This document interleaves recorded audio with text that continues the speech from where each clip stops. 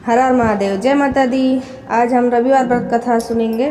रविवार सूर्य देवता की पूजा का वार है। जीवन में सुख समृद्धि धन संपत्ति और शत्रुओं की सुरक्षा के लिए रविवार का व्रत सर्वश्रेष्ठ है। रविवार का व्रत करने व कथा सुनने से मनुष्य की सभी मनोकामनाएं पूरी होती है। मान सम्मान धन यश तथा उत्तम स्वास्थ्य मिलता है। रविवार का व्रत ऐसे करे पूजन 1 वर्ष या 30 रविवारों का अथवा 12 रविवारों तक करना चाहिए। रविवार को सूर्योदय से पूर्व बिस्तर से उठकर शौच व स्नान आदि से निवृत्त होकर स्वस्थ लाल वस्त्र पहने।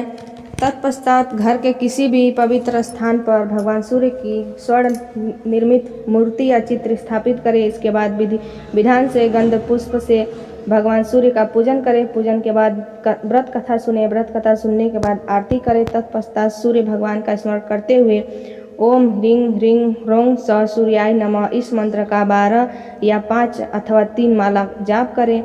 जाप के बाद शुद्ध जल रक्त चंदन अक्षत लाल पुष्प और दुर्वा से सूर्य को अर्घ दे। सात्विक भोजन व फलाहार करें। भोजन में गेहूं की रोटी दलिया दूध दही घी और चीनी खाएं। रविवार के दिन नमक नहीं खाएं। रविवार व्रत कथा। प्राचीन काल में एक बुढ़िया रहती थी। वह नियमित रूप से रविवार का व्रत करती थी। रविवार के दिन सूर्योदय से पहले उठकर बुढ़िया स्नान आदि से निवृत्त होकर आंगन को गोबर से लीपती।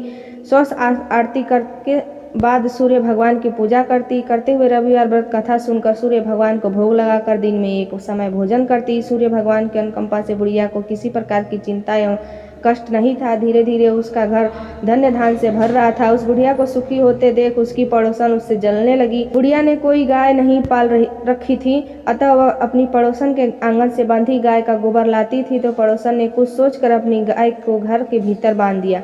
रविवार को गोबर न मिलने से बुढ़िया अपना आंगन नहीं लीप सकी। उसका आंगन न लीप पाने के कारण बुढ़िया ने सूर्य भगवान को भोग नहीं लगाया और उस दिन स्वयं भी भोजन नहीं किया। सूर्यास्त होने पर बुढ़िया भूखी प्यासी सो गई। प्रातःकाल सूर्योदय से पूर्व उस बुढ़िया की आंख खुली तो वह अपने घर के आंगन में सुंदर गाय और बछड़े को देखकर हैरान रह गई। गाय को आंगन में बांधकर उसने जल्दी से उसे चारा लाकर खिलाया। पड़ोसन ने उस बुढ़िया के आंगन में बंधी सुंदर गाय और बछड़े को देखा तो उसने और भी अधिक चलने लगी। तभी गाय ने सोने का गोबर किया। गोबर को देखते ही इस पड़ोसन की आंखें फट गई।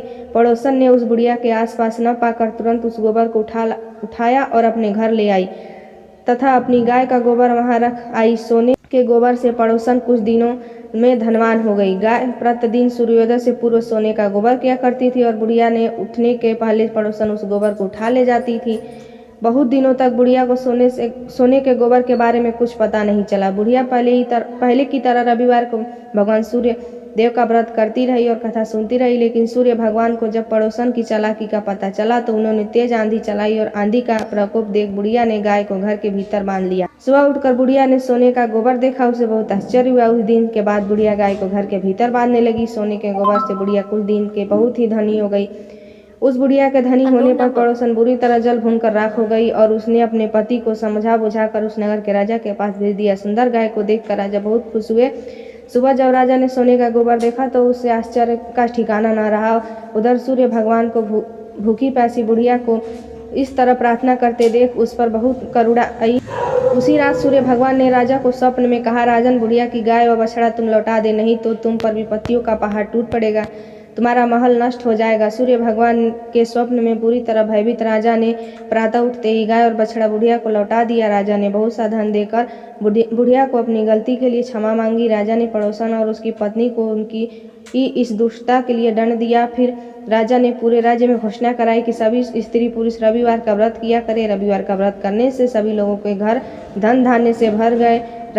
रजतय में चारों ओर खुशहाली छा गई। स्त्री पुरुष सुखी जीवन यापन करने लगे तथा सभी लोगों के शारीरिक कष्ट भी दूर हो गए।